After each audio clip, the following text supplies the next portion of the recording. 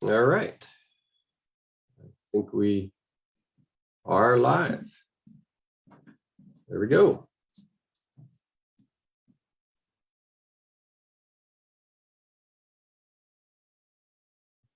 And all right, so I think we're live here. Let me make sure. I'm going to go ahead and kind of spotlight everyone for a second. We are live. All right.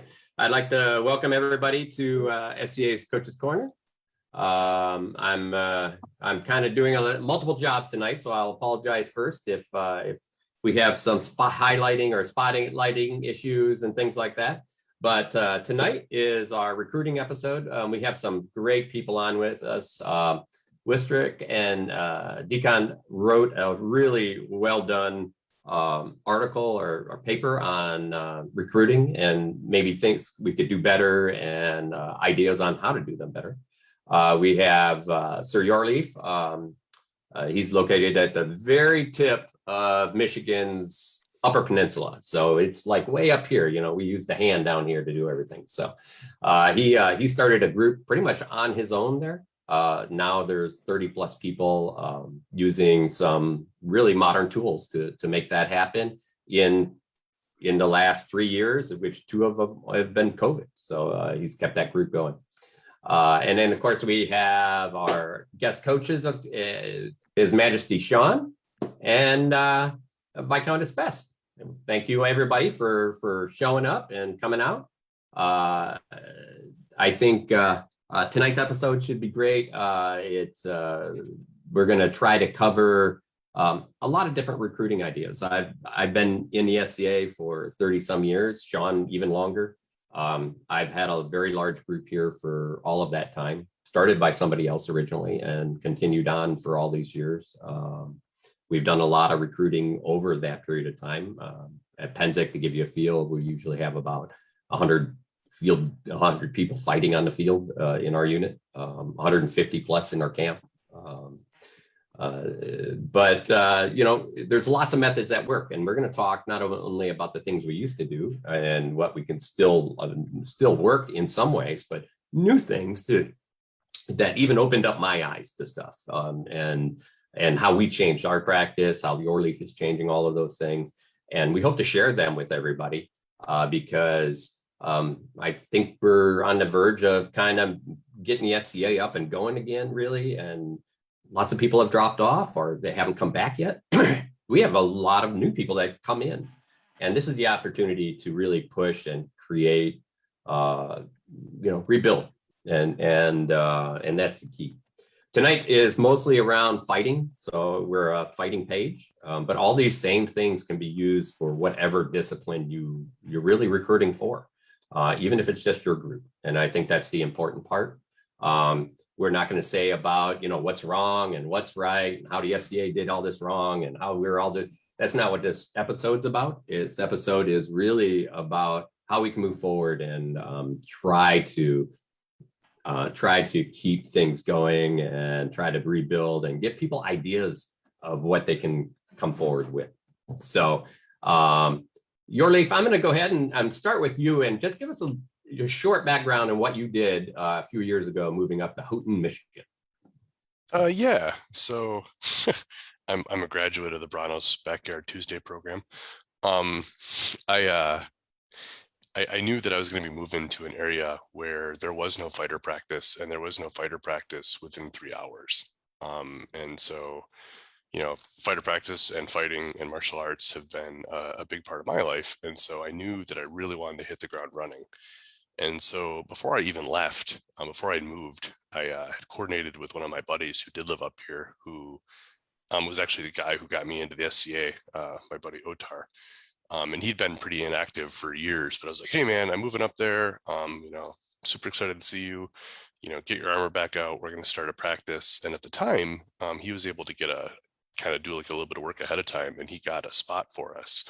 And I got some business cards made up that just had like a business I made up, which is actually just Eidsvara, which is Scandinavian for oathman, which kind of I go into in a bit here.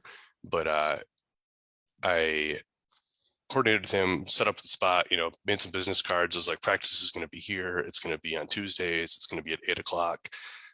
And then as soon as I moved up here, I started kind of putting those out, but that's not really the part of it that worked. The part of it that worked is for about $30, I used that storefront I made on Facebook and I purchased targeted advertising. And the really cool thing about targeted ads on Facebook, if you have a storefront, is you can choose your exact demographic of who you want to see your ad. And then you can choose exactly who that ad gets targeted to. And so I actually chose people who were ideally between the ages of 25 and 35 and identified that they had an interest in martial arts, that they had thought that judo was cool, or karate or taekwondo or kenjutsu or, Filipino eskrima or whatever. And then I also targeted, anybody who was a veteran, anybody who had Marine experience in their bio or anything else like that. And then I ran a series of ads that basically just kind of went out. And like I said, you can dictate how much you want to spend and who it gets targeted to, because Facebook lets you set your budget and who your target area is. And so basically I set it so anybody within a geographic 75 miles of where my practice was going to be was going to, and met my criteria. And I also put in nerdy stuff too, do you like Vikings? Do you like Lord of the Rings? Do you like Harry Potter? Do you think Fury Road is the best movie ever? Did you think Fight Club was cool? All that kind of stuff. I put all that in also. And so anybody who had those interests or had liked those things on Facebook saw my ad. And so the first night of practice, I moved up here. I hadn't even unpacked my truck yet. My pole barn was totally full of stuff. My wife was really happy with this move, but we had fight practice just a couple of days after me arriving. And I got there and I had no idea who was going to be there except for my buddy Toby. And it was me and him and 7 other people I'd never met in my life. And I brought a bunch of loaner armor with me and I just got all those guys suited up. And 5 of those 7 still come every week. So it was really successful. It was frankly the easiest recruiting I've ever done in my life. And it was the lowest effort, most bang for the buck thing. So I can't really push it hard enough. I think it's extremely powerful and it's a really easy thing to do. All right. Well, I think we're going to dive into that. You created a document for us, so we're going to try to post up that document, dive into it a little bit, and you can kind of highlight a couple things for us later, and we'll go through that. Yeah. Meanwhile, swinging over to Wistrick and Dikon, I'm going to spotlight you guys, and you guys wrote an article. What was that about? Well, sorry. He wrote the article. I just posted it. So I threw him under the bus. It was really the product of a conversation that we had all had in a private chat that we had just regarding the SCA in general, and some things that recruiting the under 30 crowd that I had seen not work, and things that I had seen work and in my own personal efforts, because I found the SCA and fell in love with it, and I wanted to draw all of my friends into this crazy hobby with me, because if I had to spend my weekends camping because the passion and my soul demanded it, by God, I wanted all my friends there too. And, just anyone that would listen, I would tell. And most of them stuck. Some of them didn't. And, it's not for everyone, and mileage may vary. But throughout that process, I identified a lot of different things that really worked for some people, kind of turned other people off, but maybe they had interests elsewhere. It's easy for me to talk to people who come into this with the hook that works, pardon the fishing analogies, with the fighting, which is the focus of this channel, and my involvement in the SCA personally. So I had more success with that simply because it was easier for me to talk to, because it was something that I was personally involved in.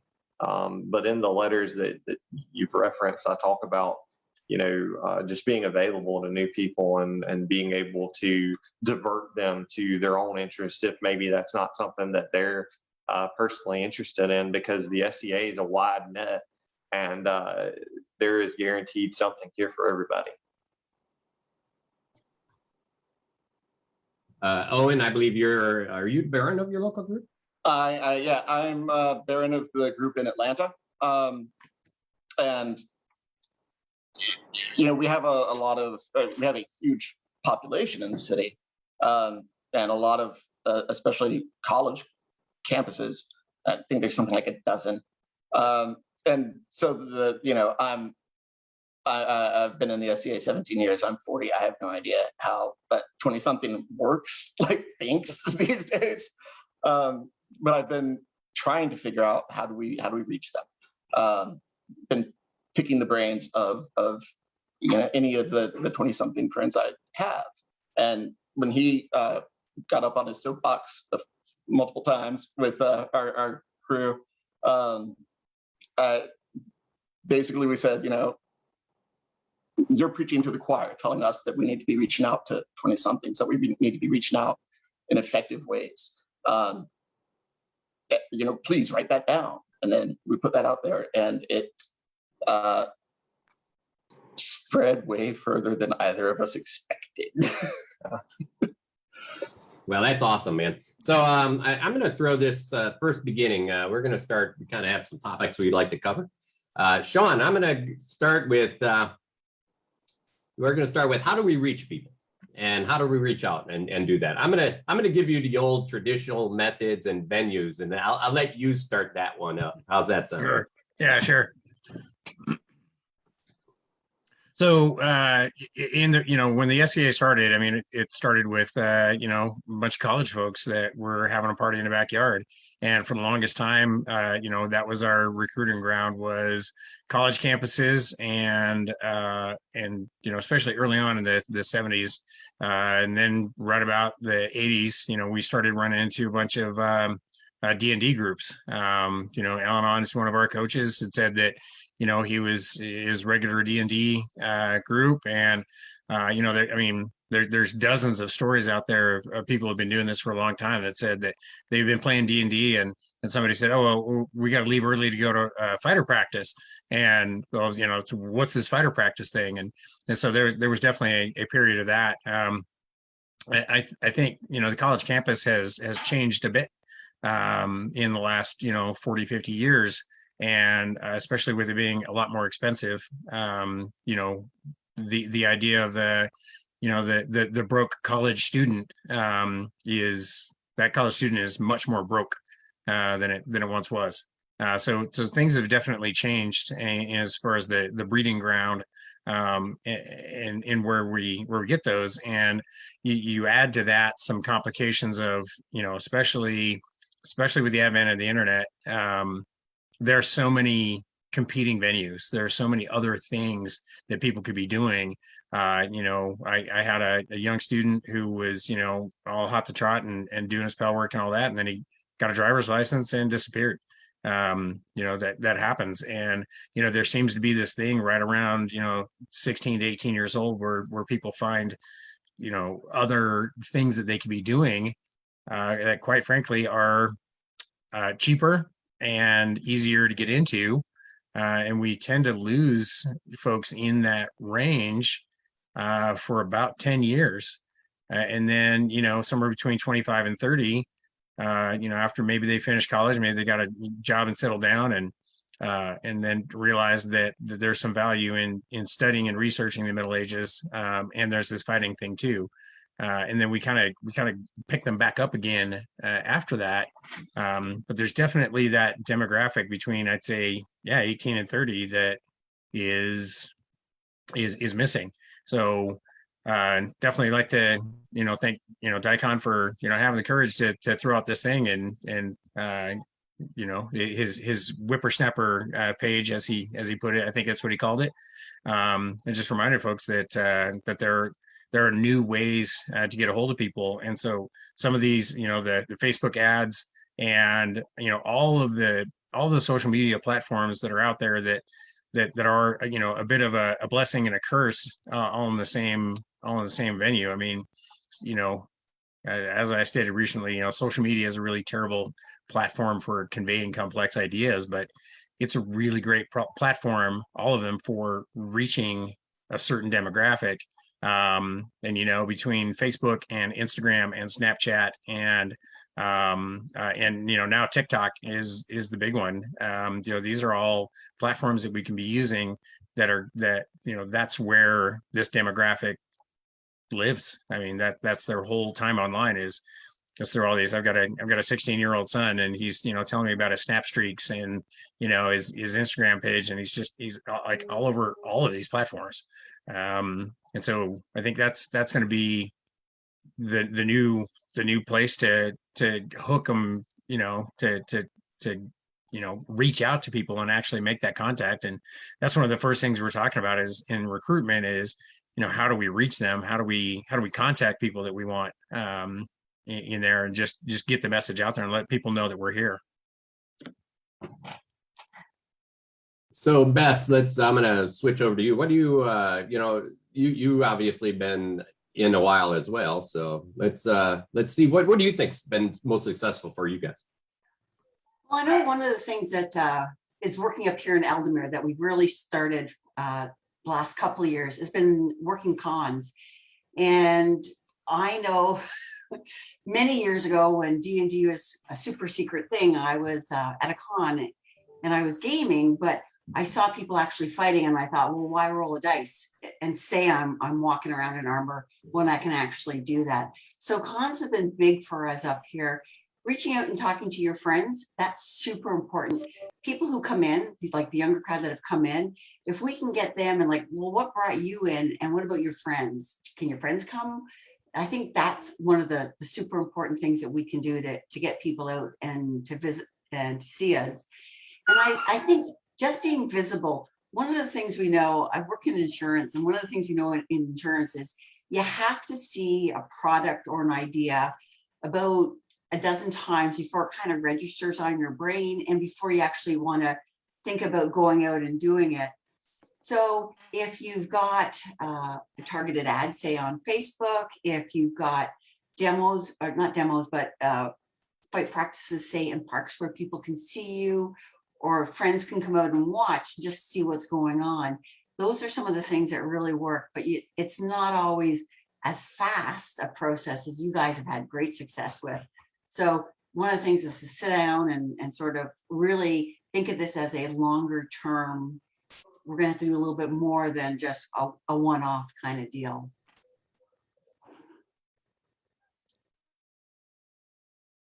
Brannos, you're muted. All right, I'm going to try this unmuted. I'm going to pass this over to Wistrick and Dikon here to just talk a little bit about, because I'd like to move on into our a little more advanced recruiting ideas. But have you had success, and maybe what's a little bit of the failure you had in this method now?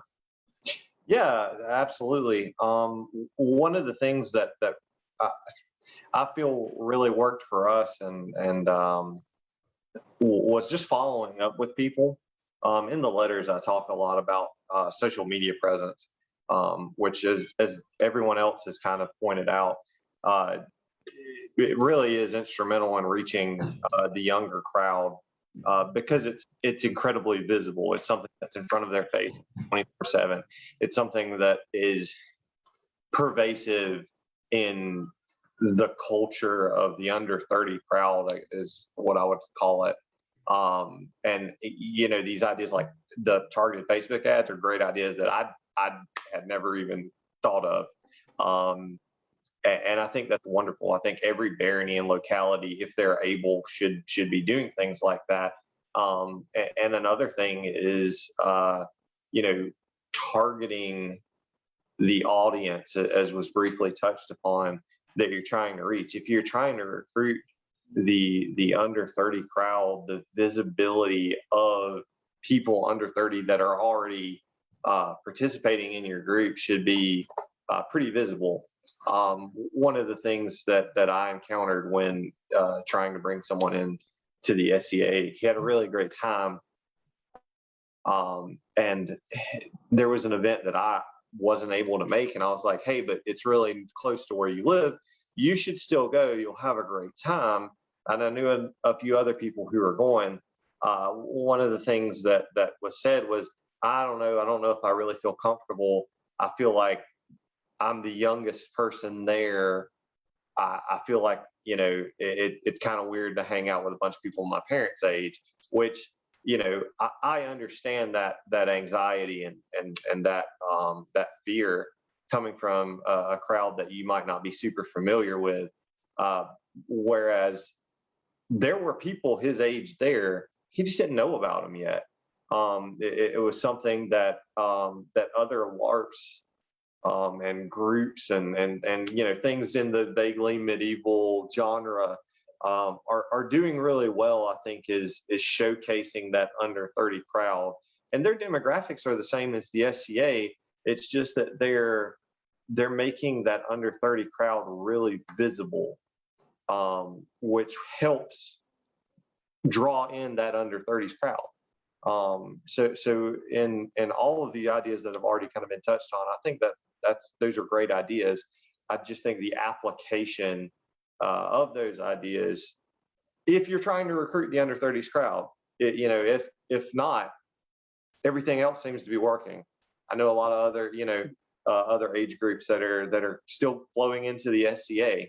But for the under 30s crowd, a different application of these ideas probably should be implemented, and I think we'd see a lot more success because once they fall in love with the culture and the traditions and the fanfare of the SCA and the fighting, yeah, it won't matter to them the age of the people they're surrounded with.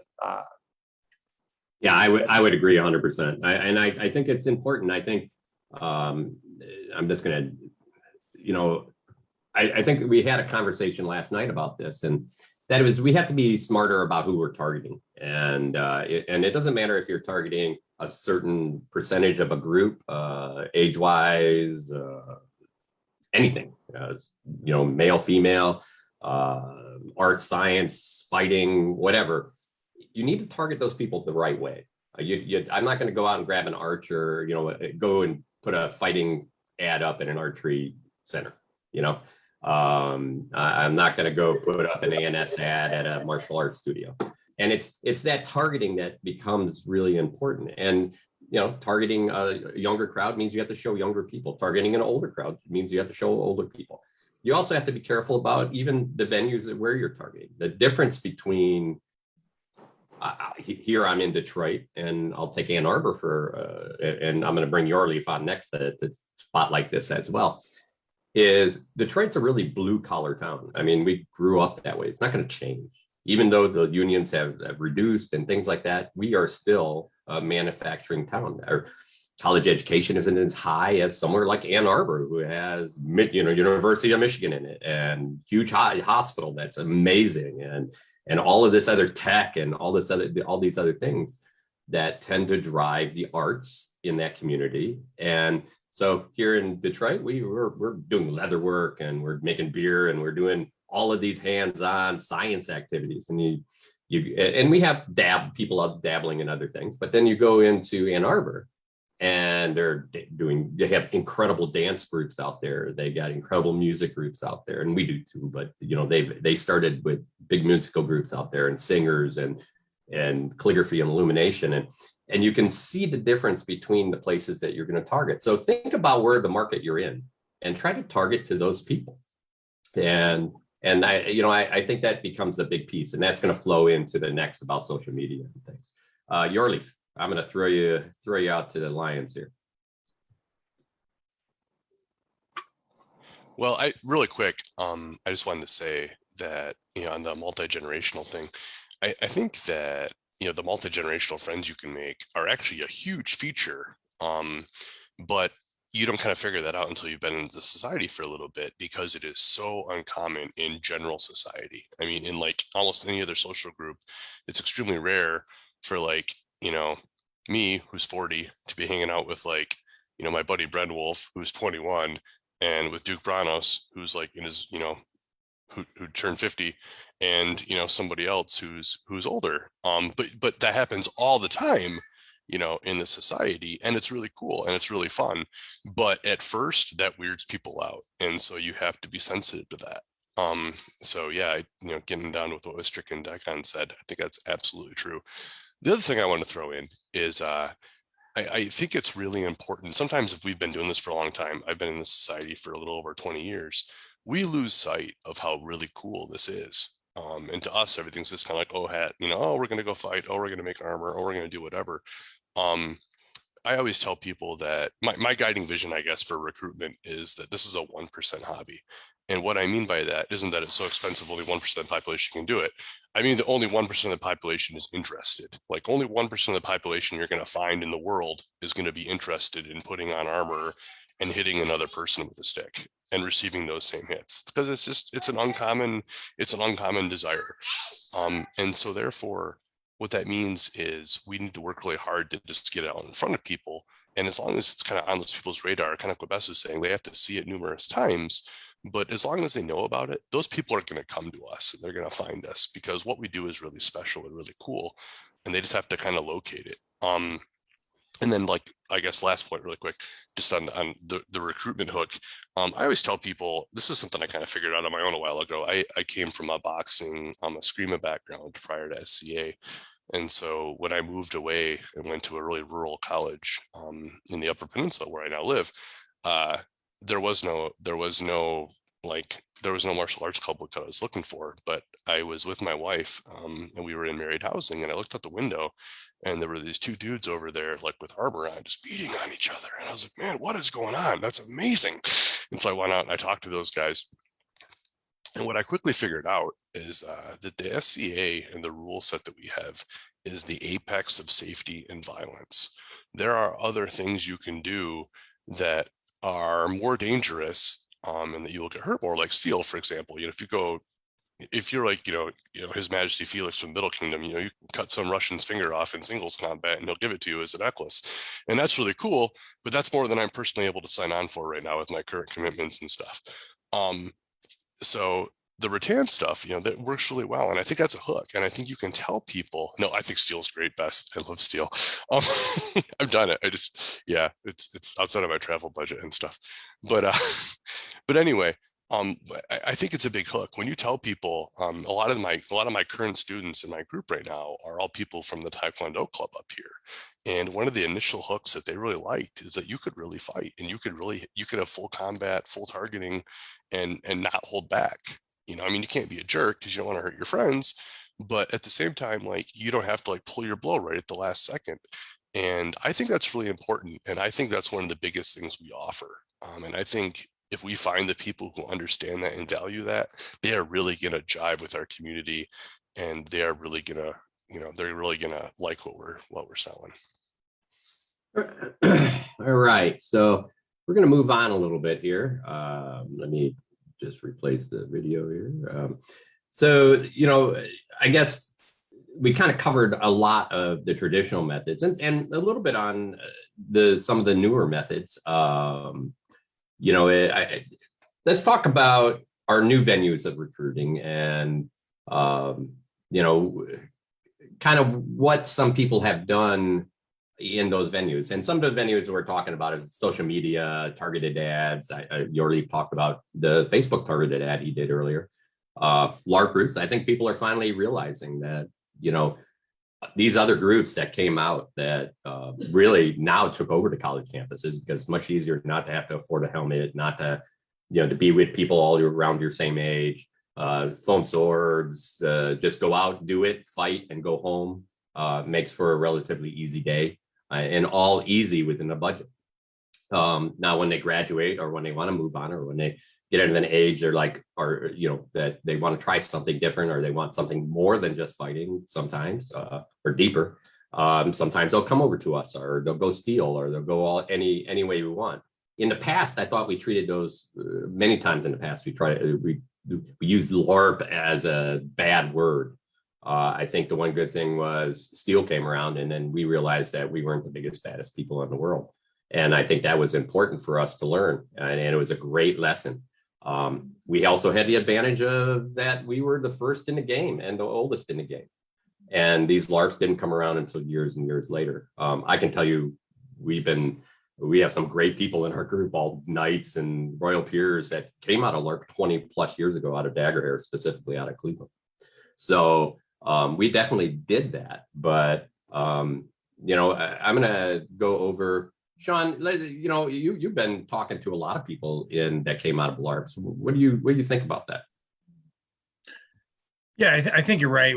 For the longest time, we had, I think as an organization, we were kind of disparaging of some of the other LARP groups. And I think there was, a lot of unnecessary competition that came out of that. But I think, we know like tons of people that have started there, started in some of the foam fighting groups.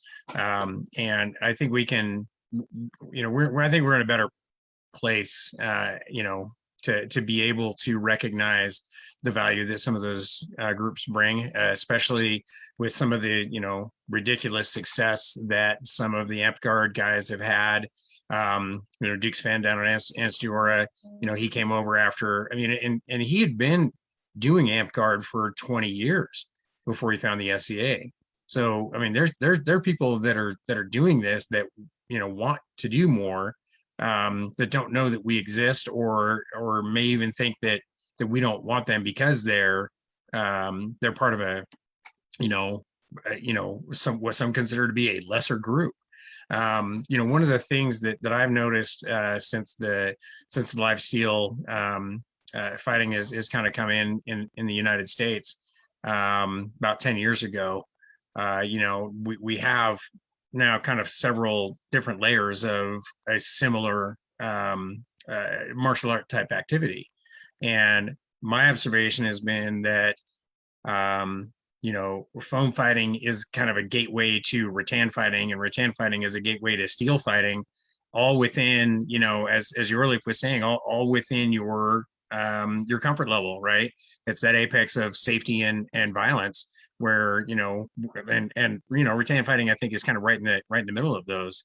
And a lot of those foam fighters have come and, they do the foam stuff and they think there's got to be more. And then they come do the rattan stuff, and maybe they'll even, go into the steel after that.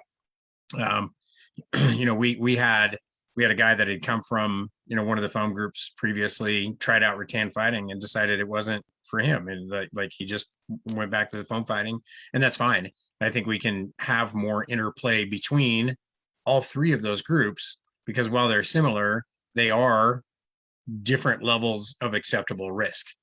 Like Hjorlief said, oh, you cut off my finger, here's your prize. I had asked Lucan before that first year that they went over to Poland.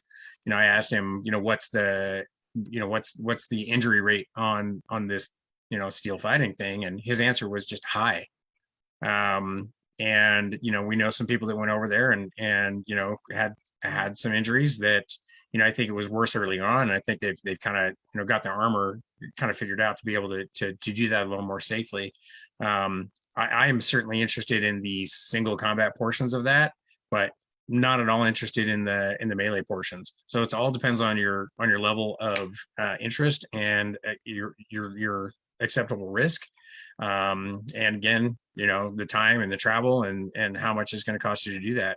And I think we're somewhere in between, but none of those things are mutually exclusive. And I think if we can be a better bridge between all of those things, we can find those people that want to do rattan combat. And the people that have tried rattan combat that don't want to do this, we can get them to the live steel groups, or we can get them to the buffer groups. And I think if we're a better conduit between the three, I think it'll be better off for all of those organizations. And like, we got to realize that all of those different endeavors are not mutually exclusive. We don't have to be in competition when we can be much more in collaboration and make all of those more healthy and successful.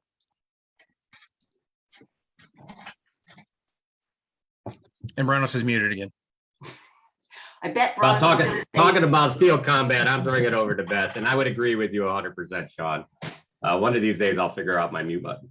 For those of you who don't know, and I can't believe Steel was 10 years ago, the first year women were fighting on the American team. I was the captain of the women's American team for the steel fighting. So I have some experience with it. And I will say that it's more violent, but Sean, as you say, there are single combats in the duels in the steel combat. Those people might well be interested in coming to the SCA to practice what they've learned elsewhere.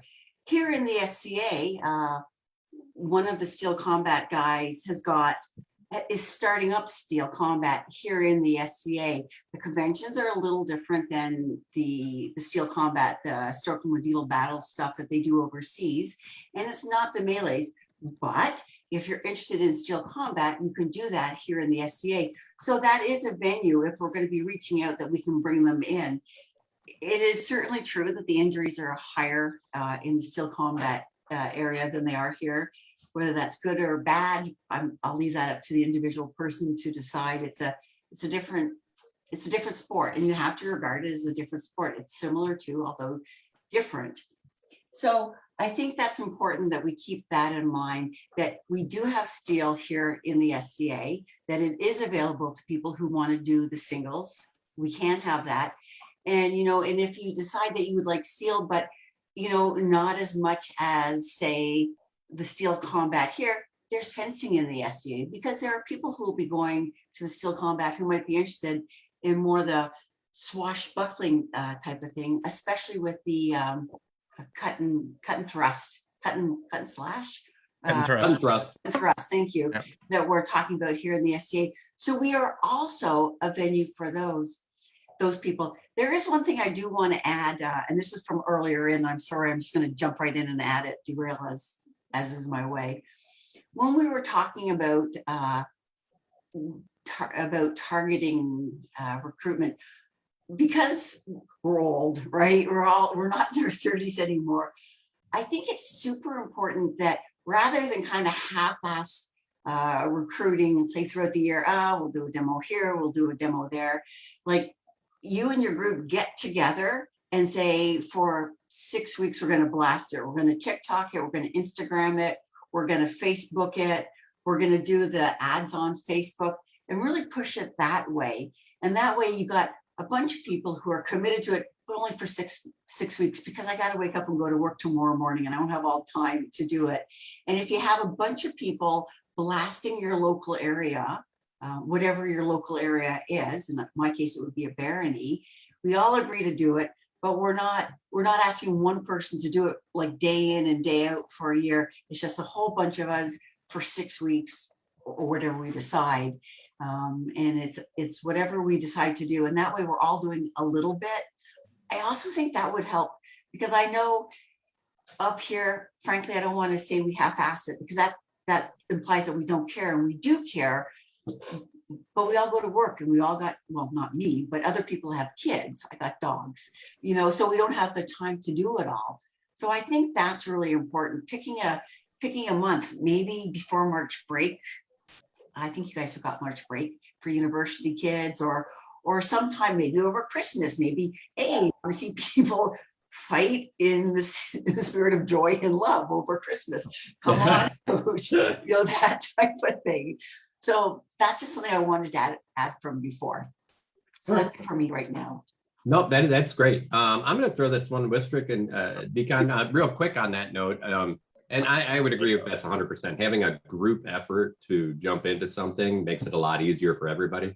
Also, and I'm going to throw this over. I don't want to be negative, but Wistrick, you brought up, or Dikon, you brought up the idea about what happens sometimes when groups try to do stuff, or how individuals get put down. So I don't want to go too negative, and just talk about what you've seen and how you guys got past that. So I'm one of those swashbuckler people. Awesome. Jam fencer. And for a long time, the Hema is another option out there for people who want to get into fighting as martial art. And for a long time, the Hema community, like a lot of it kind of spun off from Scadians who were disaffected. And there was so much shit talk about the SCA. But we've had really good, I think, success recently having, to an extent, meeting them on their ground. Some of our masters who are also, crossover and pick up Hema, rapier, and sword and buckler, have arranged tournaments that are just, the intent is bring them all together, bring everybody together, let them have at it, and let them actually get to know each other. And what we and we get to see that, like, rapier is growing in the Hema community. They come and fight us, and they go, "Oh, that's what we need to be doing."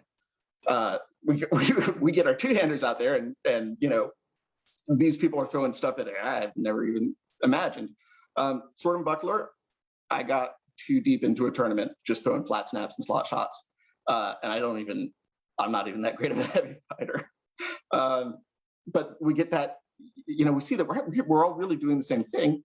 The trash talk stopped, and now there's cross recruiting going on, and instead of being, instead of that trash talk, it's friendship, it's mutual community building, and I think when you go at it with meet them on their ground and make friends, that it pays off for both sides. There's no reason anyone can't do both. I mean, that's all. I would agree that you definitely can do both, and that's the important part of what we got. And it falls right back into what Sean was saying about being the conduit, and Hema is the exact conduit for that, because you do get some great technique out of Hema. Historical stuff really comes out of Hema. We're much better at it now than ever before, but sharing historical ideas and references is a great benefit.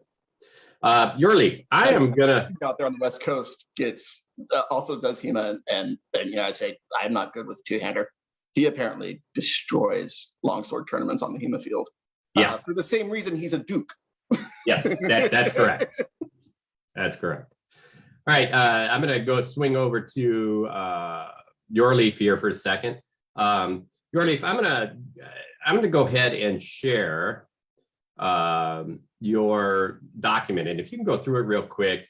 We've been talking about your document all night. You gave us a little kind of a preface of it earlier, and if you could just touch on it, and this document will be available for people as we're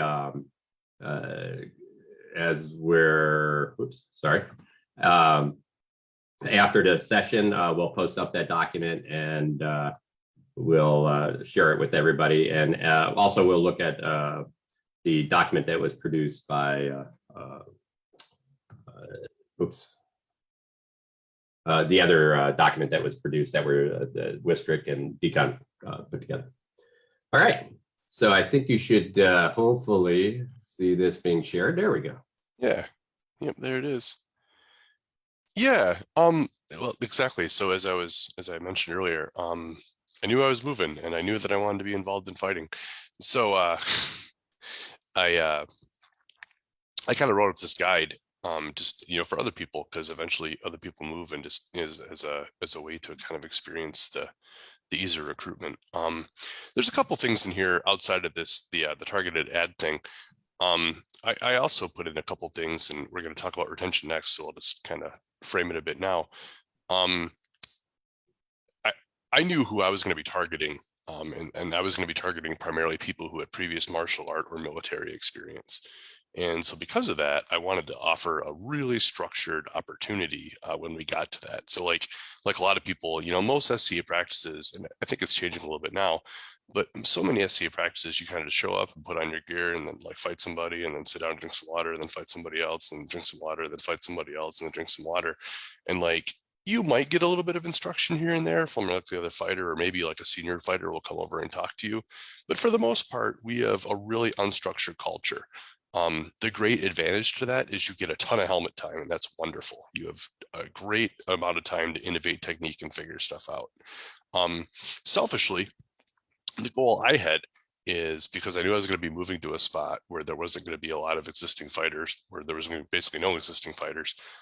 I wanted to figure out how I could get people up to speed as quickly as possible, because it was really important to me, because I came from a practice that was really competitive, and I was going to want to be at a practice that was going to be really competitive, because I didn't want to lose all my skills. So selfish. And I kind of ran it on like the 80-20 idea, which is that you can get 80% of the skill in somebody, you know, with about 20% of the time. And then it's that last 20% of mastery that takes the other 80% of the time. And so I wanted to figure out, like, what can I do once I get these people in front of me to really just, you know, kind of put them on. And so I kind of like went with like a dojo mentality of how we were going to do this. And, you know, so we had very focused drills. We talked about hip integration a lot. We talked about like, you know, how to cut a 45, you know, how to do, you know, the importance of a jab, the importance of, you know, the jab is a foundational shot to set up all your other shots. I mean, I would, and because again, like this kind of sounds crazy to people who've been in SCA for a long time, but like none of these people knew what the SCA was. So they didn't like have like an idea of like what an SCA practice was. And so I just gave everybody a sword. I'm like, okay, I want everyone to stand here and we're going to like do this. We're going to throw jabs. We're just going to throw jabs for like 20 minutes. And we're just going to keep doing that until we get really good targeting and hip integration, until I can see you're going to do that. You're not going to injure your shoulder and you're not going to injure your elbow. And once we kind of did that, you know, we were kind of able to build out other stuff. And then also, this is kind of, again, bleeds into retention, but I took a lot of video. I took a lot of video of people learning stuff, and that was so we could watch it later. That was so people could see it after practice. But most importantly, it's because I wanted people to look back on it like a year later or 2 years later, which has actually started to happen now, where you know, my guys, they'll pull up videos that we had on there, or, you know, someone will post something and they'll be like, hey man, look at this fight from like 2 years ago. And that's really good, because sometimes people feel like when they're in a practice, they don't get to travel a lot because we're like 5 hours from anywhere. And so people are like, man, I feel like I'm working really hard at practice, but I don't feel like I'm getting any better.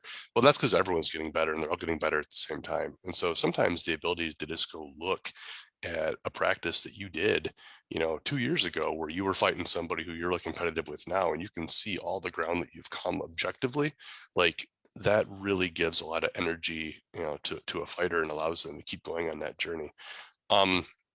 Let's cut to the ads here.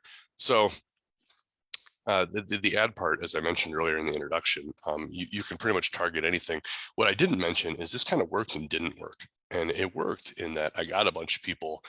It didn't work in the way that the people I got were people who were told by people in the age demographic I was attending, and then other people actually came. So like I got like a bunch of sibling sets, like, you know, somebody's older sister saw the ad and like told her 2 younger brothers. And so almost everybody who came to my practice was way younger than I thought. So you can see in this picture, this is, you know, me and my buddy Otar, and then all these guys behind us are all in like their, you know, late teens and early 20s. And so I kind of didn't get exactly what I wanted. And that's wonderful, actually, because it really worked out, because now I have all these like really young, passionate guys who and women too, not in this picture, but I've got a number of women who come to practice also and are super down and super into it. But I think if I was to do it again and I wanted to target younger people, I'd probably target ads on Instagram or TikTok or something, which again, I'm 40, I'm a geriatric millennial. So, you know, I don't really have a good insight on those. And I'd actually probably put some of my new folks, and they're not even new at this point, but I'd probably put those guys in charge of crafting the ads. But what I've found is I don't even have to, because They're doing it. yeah, once I got it started, that's kind of the thing. The Facebook ads, it's not something you have to run forever. In fact, I couldn't run it, because I think if 5 more people showed up to my practice, I wouldn't have any armor for them. And we're slowly working on that. We do like armor workshops all the time. But, you know, once you get a core going and once you maintain a community, those people are going to organically recruit things, and they are going to really push stuff out. And so, like, you know, my guys make like memes to like pick on each other about like the rap shot that landed, or like, you know, how somebody's ass got hit, or, you know, whatever. I mean, they're making up memes and GIFs and all kinds of stuff all the time, and putting it on our community page, and like making TikTok videos and, you know, all kinds of goofy stuff. But anyway, I see Brannos put this thing up here. So I put up 2 things. I let people know practice is coming. So I try and remind people like 8 o'clock in the morning, yo, it's Tuesday fun day, practice is coming. Here's the drill we're going to do. Here's what we're working on. here's an exact itinerary, martial arts style, what we're doing and when we're doing it. And that way people know before they even show up to practice, like, here's what we're going to do. There's an expectation I'm going to have all my shit together by like 8:15. I'm going to be in armor. I'm going to be ready to go. We're going to do a warm up. We're going to do this drill. We're going to blah, blah, blah, blah, blah, blah, blah. And that way, like, they're all primed and ready. This right here that Brannos has got on the screen, this is the storefront I made. So this is my business on Facebook, in which I sell nothing except for the experience of going to practice. But Great idea. I love it. yeah, so this is just, I just took a bunch of pictures that were like highish production value, you know, and I just put together a thing of like where we meet. And then I basically, this is what whenever I make a targeted ad, it sends people to this page. And then it's got all that stuff on it, because you can't actually, Facebook doesn't let you send people to a group. So I can't send people to our practice group. You have to send them to like a business. So you can only advertise for a business on Facebook. And so this is my business. And yeah, that all the ads get directed to that. I haven't had to use this technique actually. Really, I only did like twice after I started, but this kind of goes through like all the different, you know, targets I did to kind of get it started and whatnot. And again, not to overstate it, but I don't know if it can be overstated, honestly. It's the easiest recruiting I've ever done. You know, I think Is this very expensive? No, that's what I was gonna say. I mean, like, everyone's like, oh, we should do demos, we should do all this stuff. I love demos. I do demos. I think that's all really good. Man, I think I spent $50 on this. And I could pull, I'm pretty confident I could pull 10 more people tomorrow if I spent like another $50. And I think the bang on the buck, just the return on your time, like if you're paying yourself like $1 an hour and everyone in your group, and you go do a demo and you get like 3 names out of it, you're like, oh, we got 3 people. That's great. Oh my God, just harness the power of social media. It's so cost effective. Like I cannot push it enough. It really, yeah, this breaks it down. You know, I set it up so it was viewed by 1,500 people, 100-mile region, you know, blah, blah, blah. Super successful. So I see you kind of talked about the training regiment and all of this kind of stuff, and you set out drills. But I think the big piece here, and you have a lot of stuff, and I really like, you know, you go into discussions, and again, we'll post this up, you know, and you actually put in a lot of other detail here. And I think it's a really good piece to kind of everybody could look through. But I think the big piece that you bring to this is that you really kind of build a community up there. So I think we were talking yesterday, and you said in the past 3 years, you kind of went from about, and not everyone's fighting. They're there, and you went from pretty much nothing to 30 plus. Yeah, I can't overstate enough. I think the community aspect of it is so big. And I know a lot of other people have got thoughts on this, so I'll turn it over. But I think it's super important to really cognitively, you know, have an idea of the community you want to build and what that community is going to look like. Because, you know, the younger people especially, you know, and again, I'm a geriatric millennial. I mean, people live their lives online now. You know, people are online a lot, and it's really important for people to be able to feel connected to something outside of Tuesday evening. You know, like practice takes place on Tuesday, but this is an experience that people want to engage in all week long. And so it's important to give people and facilitate a space in a community, and, you know, to have that inclusive element and to put stuff out there. And so we do tons of pictures, tons of videos, you know, all that kind of stuff from practice, and, you know, just post constantly. And I encourage other people to post constantly. This is a trick that I actually meant to send Brannos the picture, but this just kind of worked out. Titus was the guy who really originally started taking pictures at our Tuesday night practice when I lived down by Brannos. And we were like, oh, that's cool. Yeah. He's like, yeah, man, we're going to take a picture. I'm like, all right, I guess we can take a picture. I mean, whatever. But we took a picture. And then a couple of days after that, he came out to a practice in my backyard where one of my really good friends, Doji, at the time was there. And he took a picture of the 5 of us in my backyard. We just got done practicing. And 2 weeks after that, Doji, who was 29, died of a brain aneurysm very suddenly. Nobody knew it. And it was just super, super weird and terrible. But we're all really happy we have this picture. We're all really happy that, like, we have that, like, remembrance of all that kind of stuff in that sense. And so after that, we just started taking pictures of every single practice, and we had like goofy themes and like just whatever. I mean, and Brannos's practice, you know, I took this idea from them. This is what they do. But it's really cool. It makes people it's not a trick. I mean, it makes people feel like they're part of a community because they are part of a community, and then they have a picture of it and they have a picture to prove it. And what you find is you look at the people who are in my group and in Brannos's group and the people who do all these practices and take all these pictures. Those are people's background pictures on their social media. Those are people's profile pictures.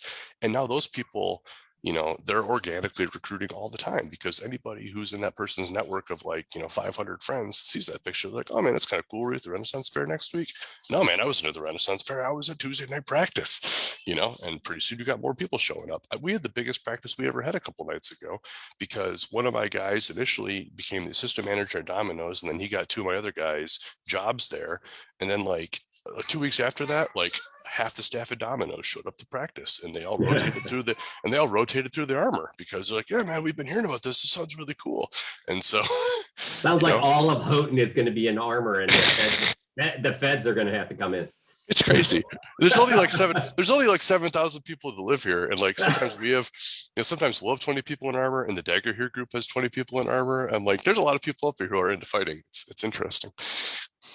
All right, so I'm going to just kind of pop and wrap up this the recruiting piece.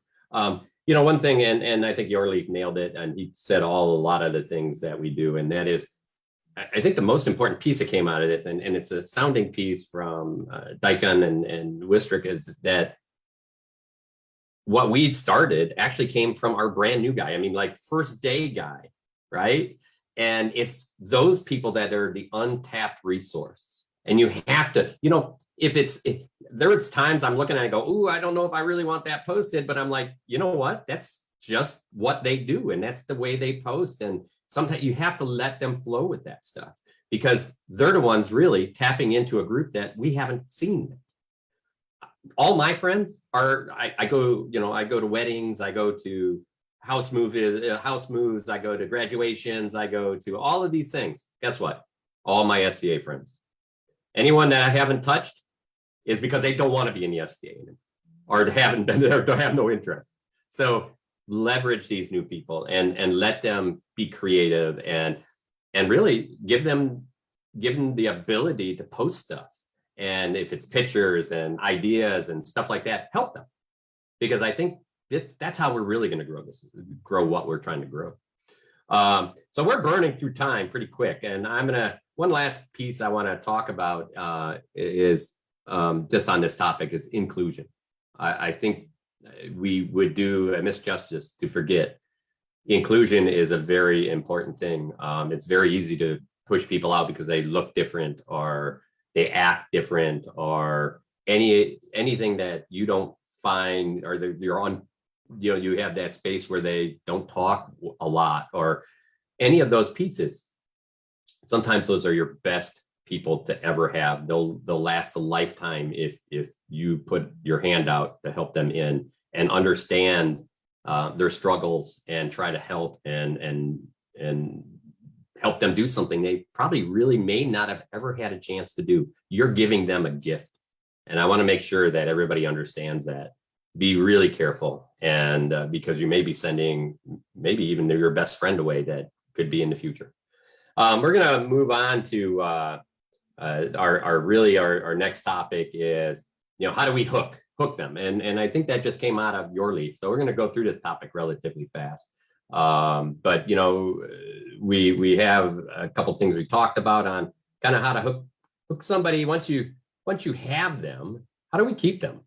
Because we do have a bit of a problem with turnover, and that's one of those issues that maybe we don't spend enough time on.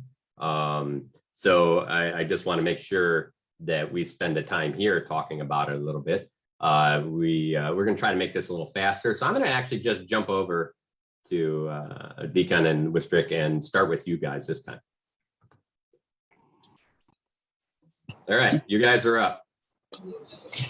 Yeah. So I mean, as far as that goes, I think you nailed it in a lot of ways. If I could sum up retention in one word, or one sentence rather, I would say just be more chill. I find a lot of people get turned off to the SCA early on because they encounter something where someone is like really hard on them or negative toward them about some decorum or titles or, things that they would learn with time.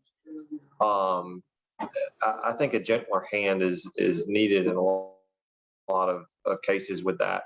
And I talk about this in the letters.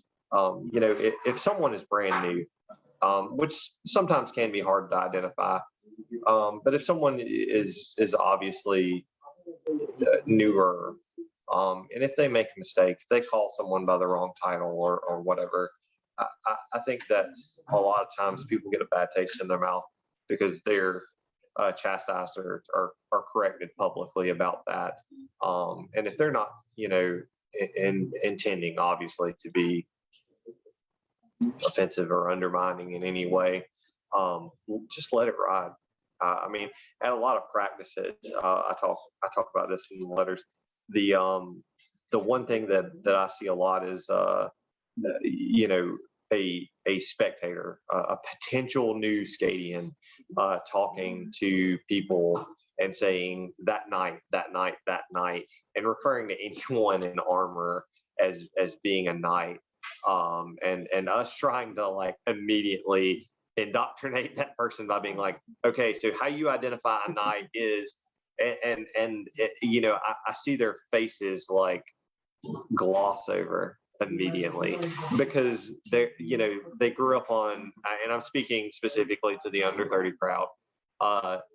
They grew up on video games. They grew up on Skyrim and Mount Blade, and like the distinctions of our group are intricate and they're very niche, and it takes time to learn those things. So for newer people, let them believe that Squire in newly polished armor is a knight for a moment. Let them have that moment. They don't even have their own garb yet, before we correct them with a heavy hand. Because I think that from the outside coming in, it looks litigious. It looks really structured and rigid. If when they're coming in, that kind of comes off. And that's just feedback that I've gotten personally with my friends bringing them in. I can recall a specific incident where a new person was introducing even newer people that we had brought in, because if you catch one fish, sometimes you catch their whole friend group too. And they were introducing people to people that they had met in the SCA outside of our out of SCA friend group, and they introduced a countess as Lady Blank, and someone, not that person, came up to them and it was like, actually, they're a countess, and the whole situation just kind of left a kind of a bitter taste in people's mouths. I think that retention is honestly a harder fight than recruitment, and that's just my personal experience. Others may have a different opinion. And maybe mileage may vary. I understand that. I think that our problems with retention are geared toward localities and households, rather than the SCA broader. I think oftentimes we would have a higher retention rate if we, instead of saying, this is the SCA, this is all the possibilities, approaching new people who are really interested in the SCA by just having a conversation with them and saying, what are you interested in? And then directing them toward whatever, and it may be completely disjointed at first. And they may tell you something along the lines of, oh, well, I play this video game, and in this video game, I do this. I'm really into, like, I don't know, like I really love Lord of the Rings, the movies. I grew up on them when I was a kid. I then read the books because my dad was a really big Lord of the Rings Tolkien fan. And so the movies got me into the books because they were coming out when I was a kid. And I always wanted to be Legolas. Boom. Okay, cool. Yeah, So, there you are. yeah. Yeah, Would you like to? Would you Yeah. be interested in target archery? Would you be interested in combat archery? And there's your segue. Yeah, and I think you nailed it. You know, this is one of those conversations that may be uncomfortable for people who are like, oh, you're a fantasy guy, and you throw them immediately. You're like, well, we really don't want that person. We don't wear elf ears. And it's hilarious because I've been in the SCA for some time now, and my idea when I first was introduced to the SCA by a college friend, and it was a college campus where I was recruited by a number of people. I had two professors who are and were Scadians, and they both independently, from things that I said in class and conversations after class, were like, have you ever heard of the SCA? Because I think you'd really like it. And it was, I mean, obviously I'm still here. It worked. Yeah. But I definitely think that, we should tailor our approach based on the individuals. And again, mileage may vary, but if you could look at the things that I thought I wanted out of my kit when I started, they're crazy. They're super fantasy, and I had the benefit and luxury of having people who are really patient with me and willing to help me create a more historically inspired kit. Because once I discovered that historical look, I fell in love with that way more than what my original, elf-eared fantasy ideas were. Not to say that those aren't cool. They are. They have a time and a place. And I definitely think that we should have a gentle hand with people who come in with perhaps wilder ideas than typically find their bearing in the SCA, if that makes sense. Yep, I agree. All right, Hjorlief, you said you had something to say real quick here. I do, really quick, man, and it's kind of rolling it just off what Wistrick had to say. So I think if you're the facilitator of like the community, which sounds like, and a quick point on that, I guess, is help may not be on the way. So if there is no facilitator of your community, make yourself the facilitator of your community. But anyway, if you're in that role, just really assertively protect the fun of new people. Yeah. I mean, that's what you have to do. Like, that's like your primary job. I mean, if you notice somebody's like, oh, you thought, well, let me tell you about court. And like, if that's not their interest, just go over there and just move them out of that conversation. Like, because somebody has to do that job. And sometimes that person's your friend, right? I mean, no, exactly. Trying to be helpful, but you could tell that the guy's trapped, right? That's exactly it. And that's part of your job. Just like it's your job to teach how to throw like a good jab and how to have good hip integration, it's your job to make sure this person doesn't get shanghaied into a conversation they don't want to be in for 20 minutes. And like, you just kind of got to be the social police sometimes. And again, like a second point on that really fast, don't let your people who've been coming for 3 weeks get conned into officer jobs or something else, or like, oh, you should go to the business meeting and listen to them argue about getting porta potties for 3 weeks. No, you shouldn't. You shouldn't go to a business meeting. Actually, you should keep coming to practice because it's fun and it's really important you figure out what fun is right now. And later on, if you want to see how the sausage is made, we'll go together and you'll have a good time. But now is not the appropriate time for that. And yeah, I early on, I had someone like, yeah, man, this group needs a new seneschal. One of your new people, could you rope them into it? Absolutely not. I'm not even going to bring it up. I'm not even going to approach it to them because that's not on the radar right now. And it's not something we're going to do. Yep. I'm going to throw Sean. Do you have anything real quick on this? Yeah, I got a couple of thoughts on this. First off, I have to mention that Dikon, was talking about how people grew up on video games, and then he said Skyrim, And I think that was the point where he called me old, because when he said they grew up on video games, I was a master on Missile Command on the Atari 2600. Heck yeah. Shortly after the Pong system died. So I think that just gets to the point of like relevance, right? I mean, and frame of reference. Like, I mean, we just think about these things differently now than we did, and we have to be thinking the way that 20 somethings are thinking now. And I kind of mentioned in our chat there that 30-year-olds aren't on Facebook anymore. I mean, like I said, they're on all those other platforms, but Facebook is where your grandparents live.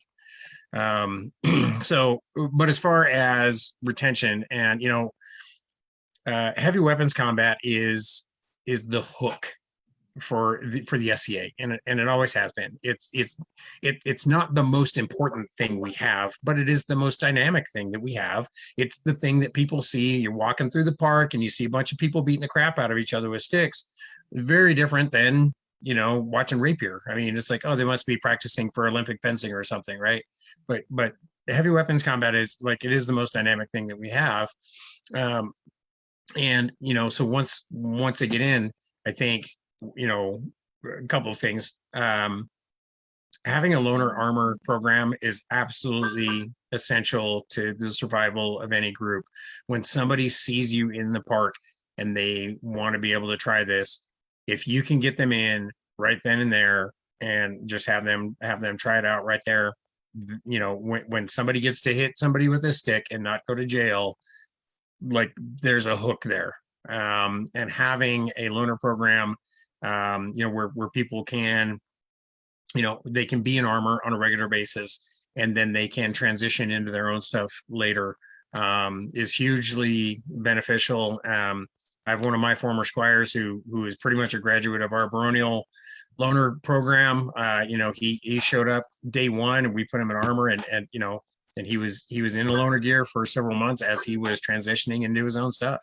And it's huge, and we talked when we were getting ready for this episode, the possibility of, I mean, the helmet for us is one of the most important and cost prohibitive items for a suit of armor. It's one of the things that like is one of the most important things to have, and it is also one of the most difficult pieces to come by. Everybody's got a spare helm somewhere in their garage, and if we can kind of put things together so that we can have a means by which we can remove that as a barrier, and just say that there are options for you to get a helmet, and it may be it may be some old 16 gauge steel that's got some dents that need to be pounded out of it, but it's yours. The other night, Dikon was mentioning the Freon cans, and I think that's when he was calling me old too, because we were still using Freon cans. I was planning on, I'm like, I'm going to get carpet armor and all this. But we have pickle barrel. There are things that we can use to do that. So, having armor for people to use right off the bat is hugely important. Finding a way to transition them into their own stuff so that other people can use their loaner gear, and again, so that they can, once they have their own stuff, they have that ownership. That helps build that sense of community, where they feel like they are a part of the thing. But I also wanted to kind of touch on the other things that both Wistrick and Dikon and Hjorlief were talking about. There's a phrase that they use in Callantyr that is cherish the goob. It's to cherish and to encourage those, especially those new people who come into this with eyes wide open and just eyes like saucers, and they just want to be part of something, and for them to be part of this thing they've been dreaming of since they were in their backyards with garbage can lids and broomsticks, beating on your brother. and now they finally have an opportunity to do that. When I first got started in the SCA, one of the things that got sent when you got your membership card was there was this little flyer in there every time you renewed. And one of the things that it said in there was, the thing that we ask is a reasonable attempt at pre-17th century costuming or whatever, right? Reasonable attempt. That's it. And I think that, one of the things that separates us from a lot of other organizations is that opportunity to just come in and do that reasonable attempt. Your crappy tea tunic that you made over the weekend and a pair of sweats, that's fine. And there needs to be room in the society for those people to come in day one with their crappy tea tunic that they made and their sweatpants. And if they're going to be around long enough, I think Dikon was kind of alluding to this, that when we let them just be for a while, eventually they're going to say, okay, so you were introduced to me as lady so-and-so, and what is your proper title? They come to that on their own because they want to, they want to expand it and they want to be part of the whole thing. But we don't have to force that on them. We like, there has to be room for those people showing up in their pickle barrel armor and, camping out in their 2-man dome tent.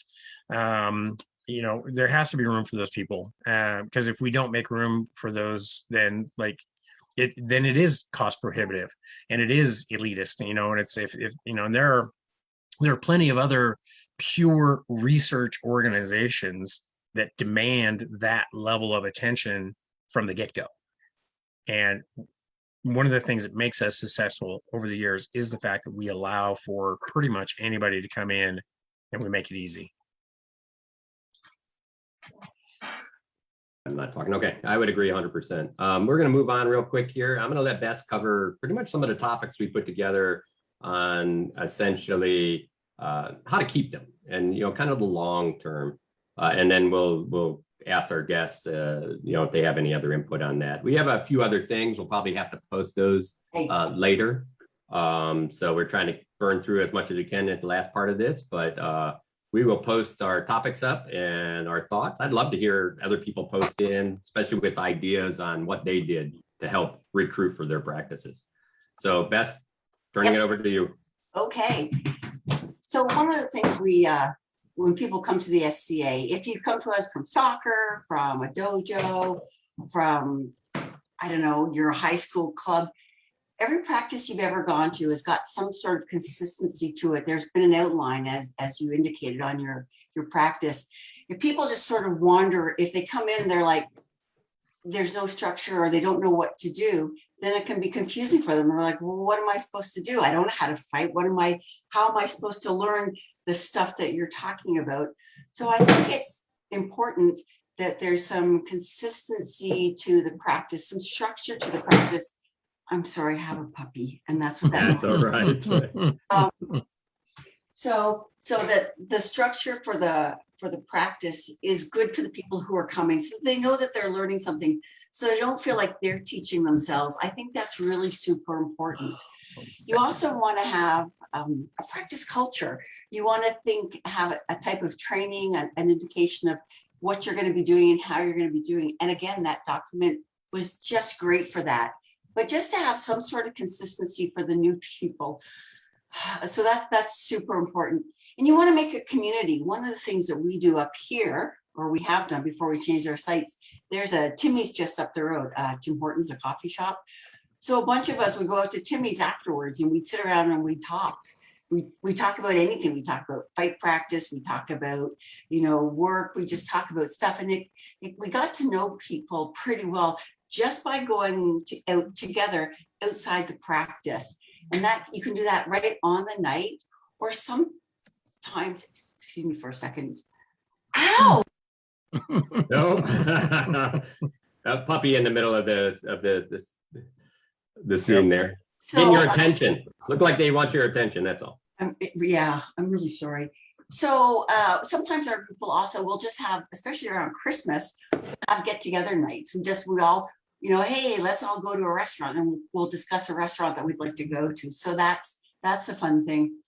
But on a week-to-week practical thing, one of the things we do is we stole from Brannos's group. Brannos posts who was in attendance, and Duke Edward up here, he took that, and now what he does is he does streak holders.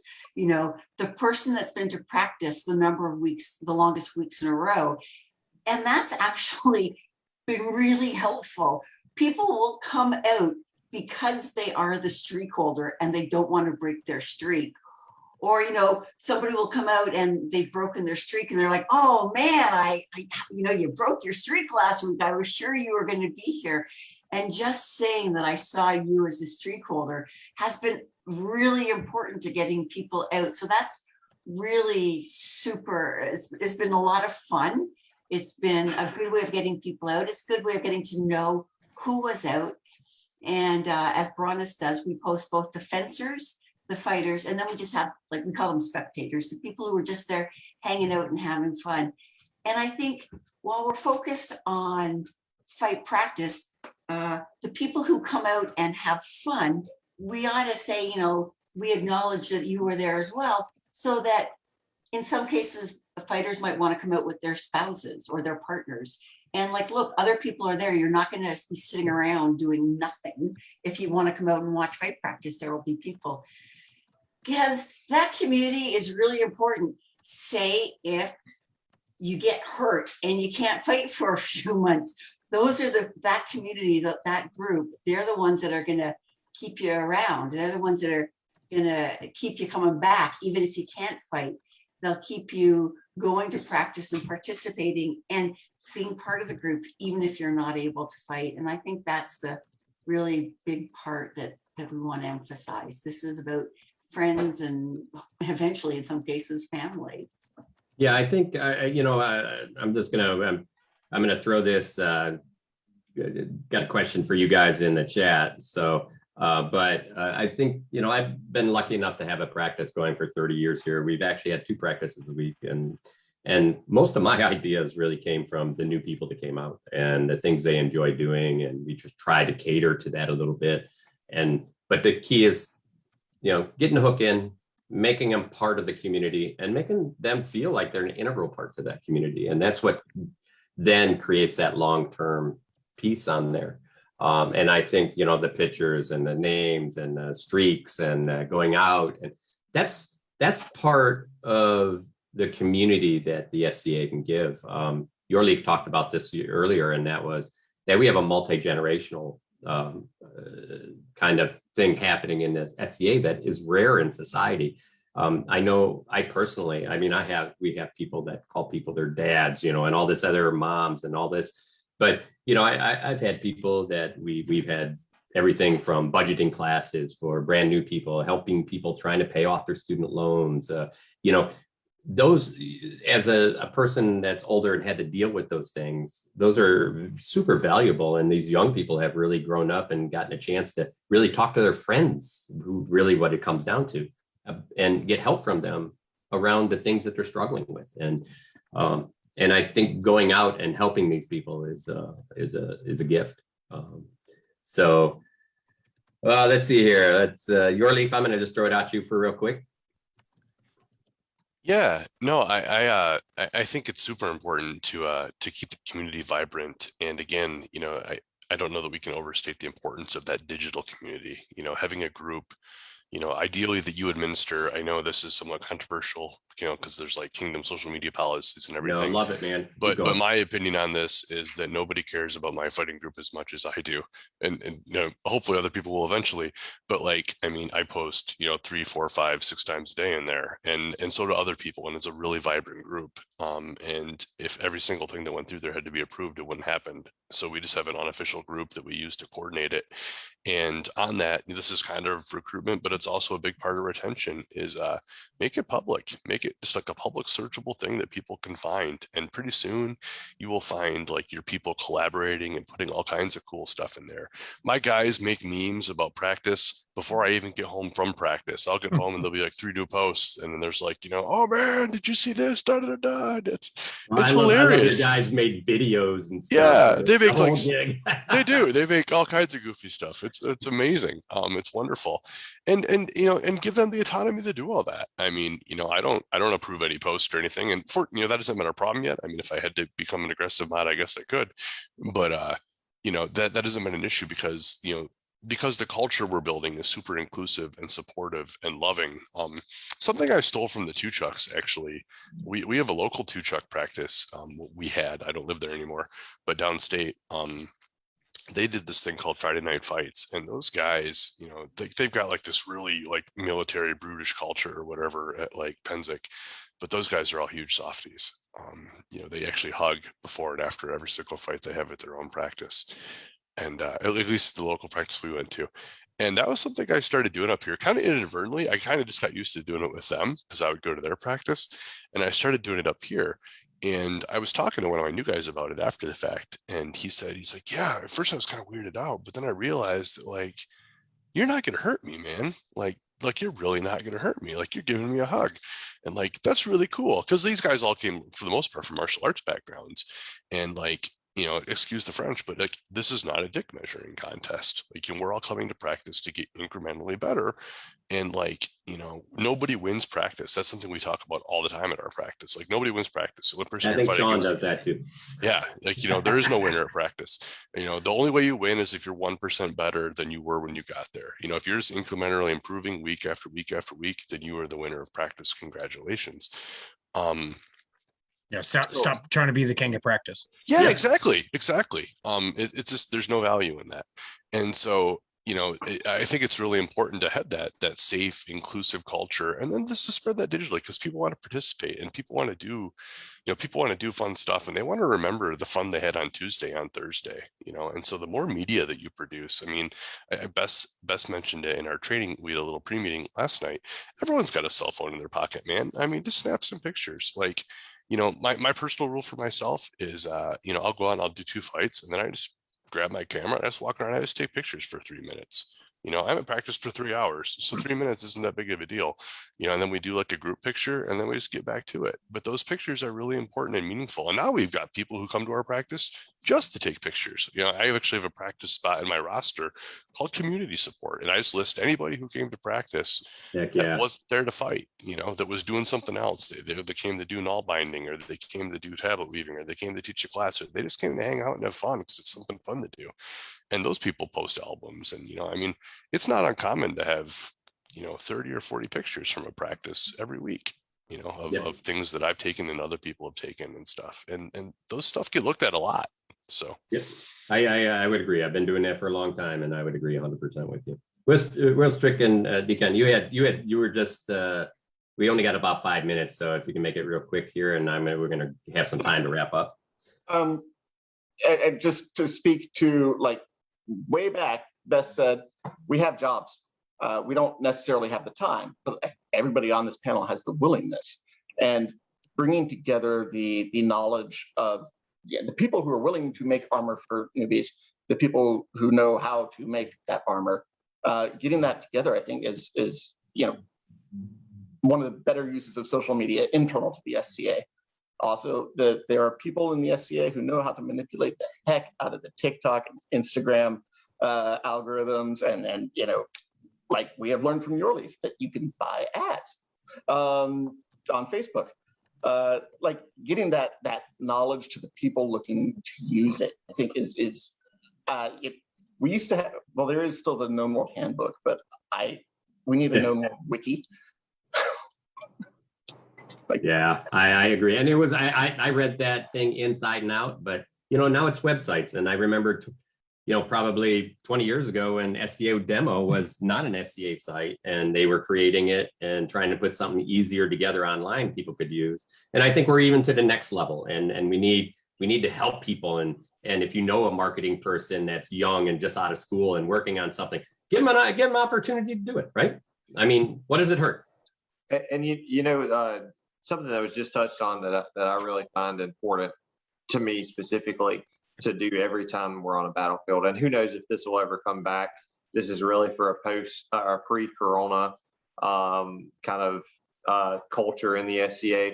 But something that I always made it a point to do is thank your water bearers, because man, they make it easier to do what we do.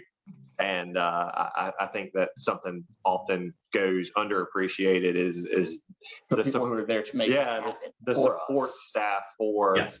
all of that. So that was kind of touched on, and I wanted to specifically say that. So Yeah, and I think a big piece there is thank the people just for showing up. I think people feel appreciated when you actually tell them.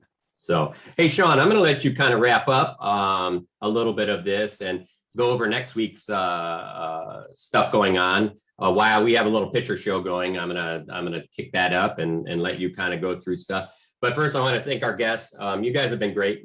We literally have another half a page of topics we could talk about. And I think it's because you guys are so passionate about it, and it's so important to you. And I can tell that the community and the friendships you've gotten out of this have been the thing that kept you here, that keeps other people here, that enhances our lives. As much as people want to say this is our hobby, I know I look at his majesty over there, and this has been his hobby and his life for a long time. And he has a family, and they're in the SCA. And we all, for me, this has been my life. I have more friends, more people I know than I ever thought I would in my whole lifetime. And those are the kinds of things that I think we have to remind people of. And sometimes you're going to have hardship, but that's usually overlaid by the gift that friendship gives you. So, Sean, go ahead and hit this up. I am going to do a little bit of sharing, and go ahead and give your last thoughts. We'll probably run a little bit over, so I'm not too worried about it. But I wanted to make sure that we kind of wrapped up with a little bit of fun here. Yeah. I was very fortunate to find the SCA very young, and as soon as I saw it, I knew instantly that this is what I wanted to do pretty much for the rest of my life. I've never been as, passionate about anything else like this. And, it's something that I've just always wanted to do. I feel very blessed to have been able to do this as long as I have for as well as I have. I think we kind of the point of tonight's episode is we have over the years kind of taken for granted recruiting and retention. People come and go, and that's fine. But we can easily make a greater effort to give people reasons to come and give people reasons to stay. And, again, we've taken that for granted, I think, in a lot of ways. And if we can be more active and proactive about recruiting and being welcoming and, keeping people and giving them a reason to stay, that it's going to help the society have a sustained lifespan, if you will, and to be able to share, the joys that I've had for nearly 40 years in this organization, and some of the stuff that we're seeing on the screen here. The smiling faces, and people. We're here for the people, and it's the people that make the organization. And nothing wrong with getting new people. So I'd like to thank Dikon, Wistrick, and Hjorlief for their experience, and for going out there and making this stuff happen in the first place. And again, having the courage to really put this out there. And I know Dikon, when you guys when you put out your letters, it was one of those things you kind of had to, it was like burning to get out of you, right? You had to put it out there, and I know you didn't really expect it to go viral the way that it did, but I for one appreciate the fact that you did that. You took a bit of a leap, and you thought that this was something that was important enough for the society to think about, and I think you're absolutely right in that. So thanks for putting that out there. Hjorlief, great work up there in the UP. You guys are all showing us the way that things can be done. And I know for me, it's giving me some ways to think about how we can be more inviting to potential Acadians and some of the other groups that we talked about before. So what episode? I think our episode next week is the mind in the fight. This was Yeah. kind of pushed on us by Bess. I was going to say, let's have Bess talk about this. This is her You know what? brainchild. We're going to make Bess talk about this because she's kind of changed her understanding of the mind in the fight over a little time, and it's been fun to kind of get that from her. But we're going to talk about the flow state and its meaning, and the void, and conscious versus unconscious, mind versus no mind, the OODA loop, all of these things that maybe we don't talk about enough. They seem a bit, bit like magic sometimes, a bit martial artists, but in our heart, we're all a bit like that. And I'm really looking forward to the episode. So it should be a great one. We have myself and Alan on, and Sagan and Bess on that episode. So we're going to dive in a little bit, and we'll see where it goes. I think it should be fun. I hope everybody enjoyed the episode tonight. We're going to post a bunch of stuff. I think this is a great conversation to have on SCA Coaches Corner. And I'd really like to see other people post up what they have done to give us ideas. I know Hjorlief would love some ideas, and everybody here would love some ideas. And if you have armor ideas, simple armor ideas, post that stuff up. We'll post up all of our original topics that we came up with yesterday. We covered about half of them, so you'll see some of the other things we were going to cover. But it's worth the conversation. And all I can say is thanks for hanging out with us again tonight. It's been incredibly fun, and I know that we all appreciate it, and we look forward to seeing you on Coach's Corner. Hey, have a good night, everyone. Anything else, anybody? No. Have a good night. All right. Well, everybody else, stay safe, and we'll see you next week. Take care, everyone. Bye, guys and lady. Take care of that puppy.